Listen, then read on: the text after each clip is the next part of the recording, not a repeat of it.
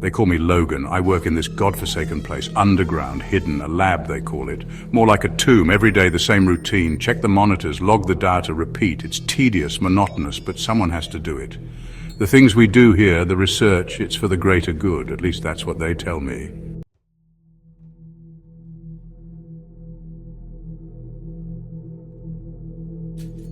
While reviewing some security footage, I spot something unusual. A door, slightly ajar. It's at the end of a corridor I've never seen before. This section of the lab is off limits, sealed off decades ago. I checked the records. My curiosity piqued. The details are scant, heavily redacted. Project Chimera, they called it, a failed experiment. All test subjects terminated. Terminated, that's not what the reports say. They died, all of them. But how? And why seal off this section of the lab? What are they hiding? The questions claw at my mind. I have to know more. Against my better judgment, I decide to investigate. It's a stupid decision, I know, but something about this whole thing, it calls to me, like a siren song. I grab my keys, my heart pounding in my chest. This is a restricted area for a reason, but some lines are meant to be crossed. I just hope I don't regret this. As I make my way to the sealed-off section, the air grows colder. The stench of formaldehyde intensifies, making my eyes water.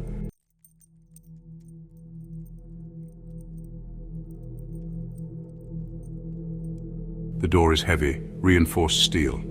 Multiple padlocks secure it, each one coated in dust. It hasn't been opened in years. My hands tremble as I unlock them one by one. The air grows thick with anticipation, with dread. What am I about to unleash? With a deep breath, I push the door open. Darkness. Absolute and suffocating. The air is stale, thick with the stench of decay and something else, metallic. A low growl echoes from the darkness, sending shivers down my spine. I fumble for my flashlight, my heart pounding against my ribs. What have I done?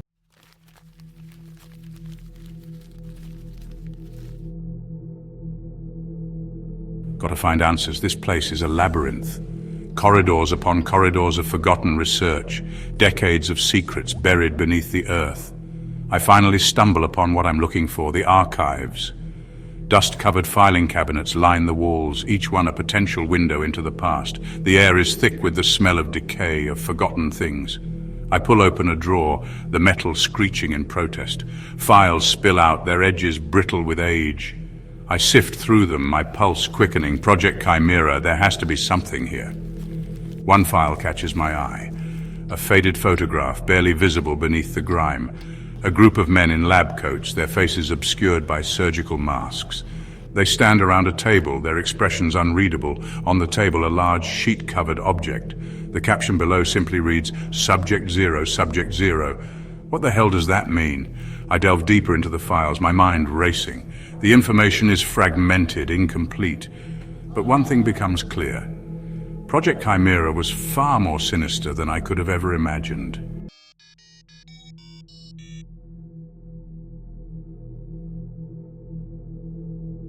Section 2. Project Chimera. The scientists were obsessed, driven by a desire to transcend the limitations of the human body.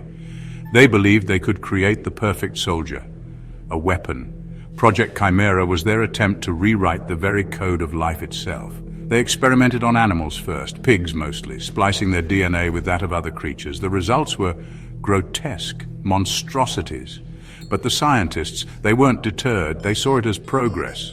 Then they moved on to human subjects, volunteers at first, patriotic fools promised unimaginable power. They didn't last long. The transformations were too rapid, too unstable, their bodies racked with pain, their minds fracturing. The scientists, they knew they were in over their heads, but they couldn't stop. They were too close. They had created something truly monstrous, and now it was loose.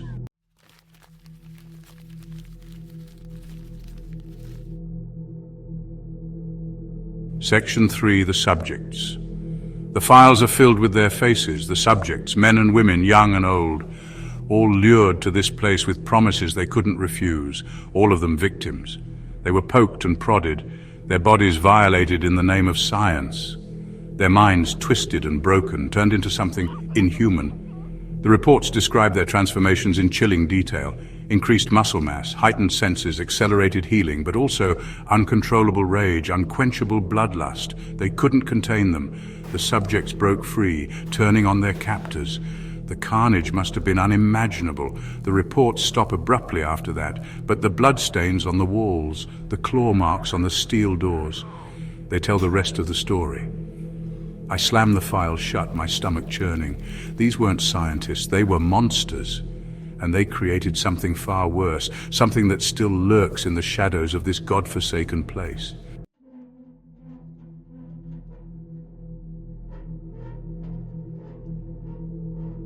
Section 4, Moral Quandary. I need to get out of here, now. But the scientist in me, it wants to know more. Wants to understand what happened here, how it all went so wrong.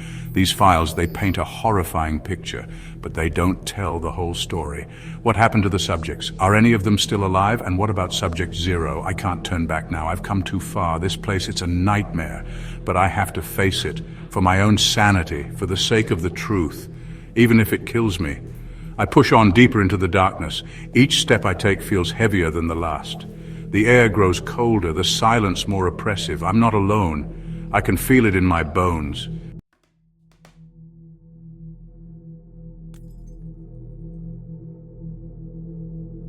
The stench of decay intensifies, stinging my nostrils. I pull my shirt collar over my nose, trying to filter the air.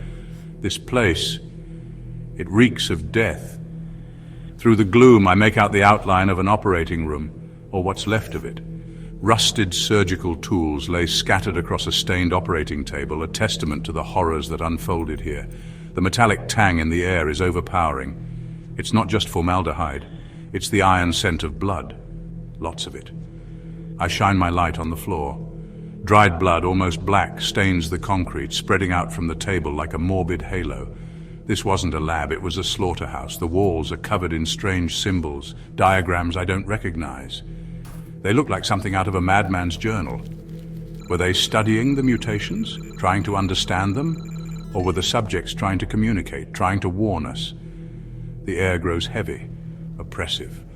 I can almost hear the screams, smell the burning flesh, feel the desperation that clung to this room like a shroud. These weren't just test subjects. They were people. Trapped, tortured, transformed into something monstrous. And I've walked right into their graveyard.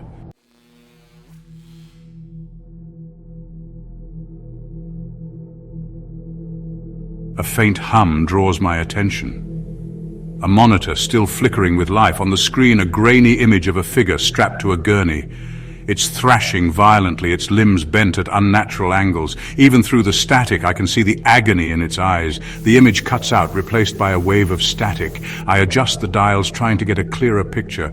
Another image flashes across the screen. This time it's a close-up of a face, human but twisted, grotesque. Its eyes are wide with an animalistic fear, its mouth open in a silent scream. The monitor sparks, then goes dark. I curse under my breath, giving the side of the machine a frustrated kick. But the images, the screams, they're burned into my mind. These people, these things, they suffered, and someone needs to answer for it. A cold shiver runs down my spine. I'm being watched. I can feel it. Something is down here with me, something born from the darkness, fueled by the pain and suffering that permeate these walls. And it's not afraid to kill again.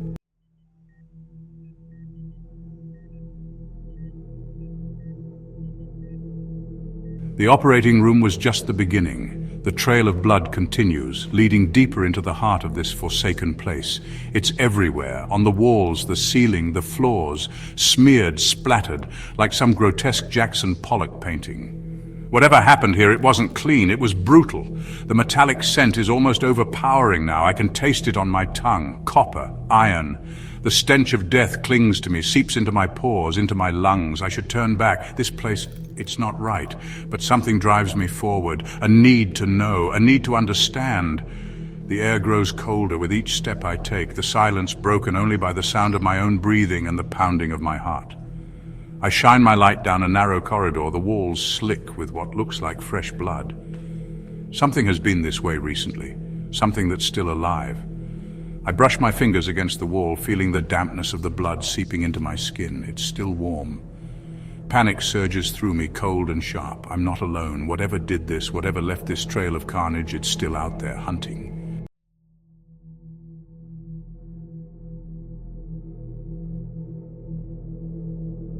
The trail of blood leads to a heavy metal door, partially ripped from its hinges. It looks like something tried to claw its way out, leaving deep gouges in the metal.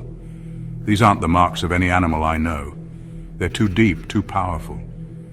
I shine my light on the marks, examining them closely. They're too precise to be random, too deliberate. There's a pattern here, a kind of savage elegance. This wasn't an act of mindless rage. It was calculated, controlled. What kind of monster could do this? What kind of creature possesses this kind of raw power, this kind of focused aggression? The scientists, they created something truly terrifying down here, something beyond our worst nightmares. A series of heavy thumps echoes from the other side of the door, sending a jolt of fear through my entire body. Something is on the other side, something big, something angry, and it knows I'm here.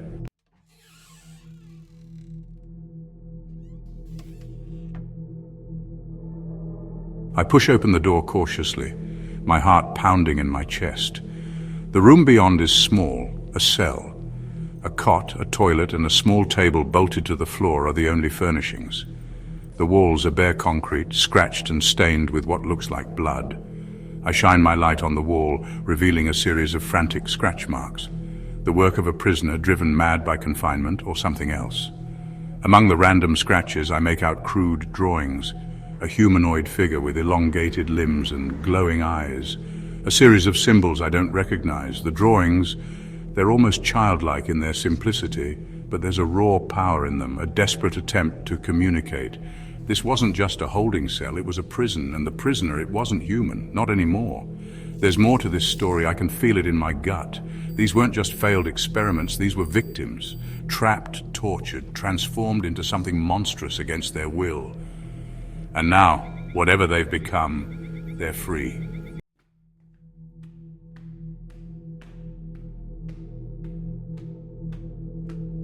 My foot brushes against something on the floor. I shine my light down, revealing a small, leather-bound notebook. The cover is torn, stained with what looks like blood. I pick it up gingerly, my fingers trembling slightly. This could be the key to understanding what happened here. The handwriting is frantic, barely legible. It's English, but the words are jumbled, almost incoherent. I squint, trying to make sense of the scribbles. A few phrases jump out at me. They changed us. Can't control it. He's coming. He's coming. Who's coming? I flip through the pages, my heart pounding in my chest. The writing becomes more and more desperate, more and more unhinged. And then I see it, scrawled across the last page in large, bold letters. Subject zero. Subject zero. The original subject. The first chimera. The one they couldn't control. The one they locked away down here to rot. He's free. And he's coming for me.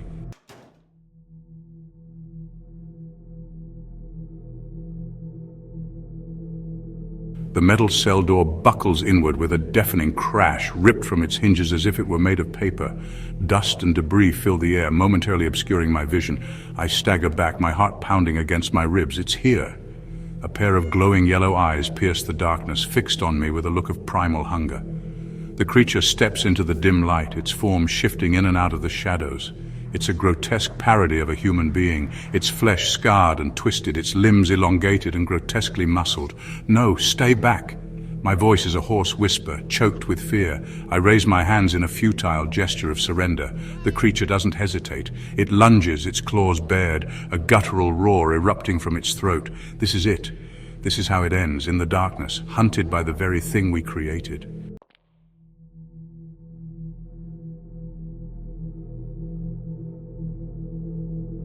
No time to think, just run. The creature's roar echoes behind me, shaking the very foundation of this godforsaken lab. My lungs burn, my legs scream for mercy, but I push on. Every instinct screams at me to survive, to escape this nightmare. The air is thick with the stench of decay and something else, a musky, animalistic odor that turns my stomach. I risk a glance over my shoulder. Bad move. The creature is closer than before, its eyes glowing like hot coals in the darkness. Its clawed hand lashes out, missing me by inches. I stumble over a piece of debris, my ankle twisting beneath me. I hit the ground hard, my flashlight skittering out of reach. Darkness, complete and utter darkness. I grope blindly for the flashlight, my heart pounding against my ribs like a drum. I can hear it now, close. Breathing heavily, its foul breath hot on the back of my neck. I can almost feel its claws digging into my flesh, tearing me apart. I squeeze my eyes shut, bracing for the inevitable.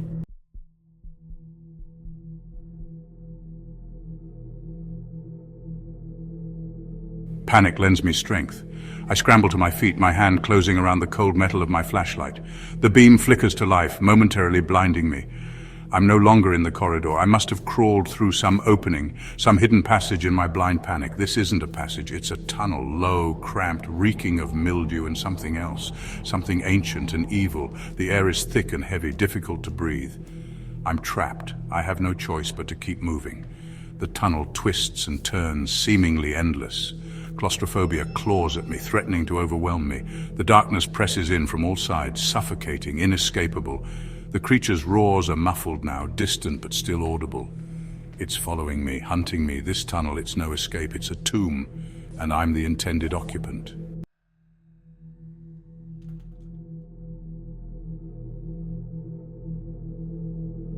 The tunnel opens up into a larger chamber, the air thick with the dust of ages. A low moan echoes through the chamber, sending shivers down my spine. I swing my flashlight around, my heart sinking into my stomach. The walls, they're not made of rock. They're covered in human skulls, hundreds of them, their empty sockets staring back at me with silent accusation. These aren't the victims of some ancient massacre. These are the faces of the lab's failures. The subjects deemed too unstable, too monstrous to live. They were buried alive down here, their screams silenced forever by tons of rock and earth. This place, it's not just a lab, it's a graveyard. A monument to man's hubris and the terrible price of unchecked ambition. I'm standing on a mountain of corpses and I can feel their collective despair seeping into my bones. The moaning is joined by other sounds now. Whispers, sobs, guttural growls. They're all around me, closing in, the faces of the dead, their voices echoing through the chamber, a chorus of suffering and rage. I'm going mad.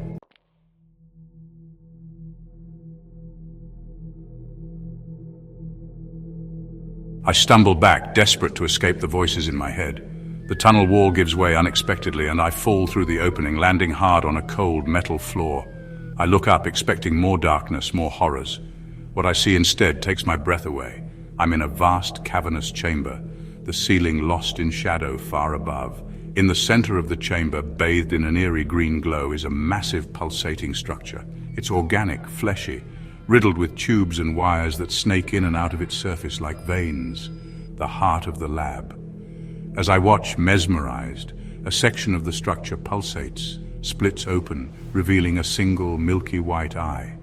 It swivels in its socket, fixing me with a cold, calculating stare. This is no mere experiment. This is something else entirely, something ancient, something evil. A deep, resonating hum emanates from the structure, vibrating through the air, through the metal floor, through my very bones. The whispers and moans from the tunnel cease abruptly, replaced by an oppressive silence.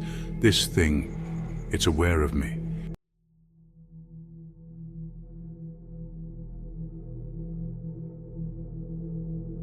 The voice comes from behind the structure, soft, almost gentle.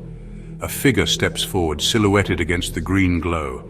It's a woman. She's wearing a lab coat, her features obscured by the hood pulled low over her face.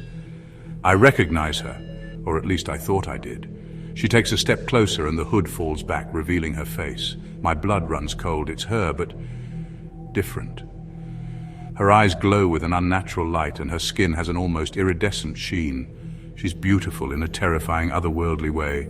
"We've been waiting for you, Logan," she says, her voice a low, musical purr. "We have so much to show you." But her words are drowned out by a sound that chills me to the bone. The creature's roar. It's here, and it's not happy.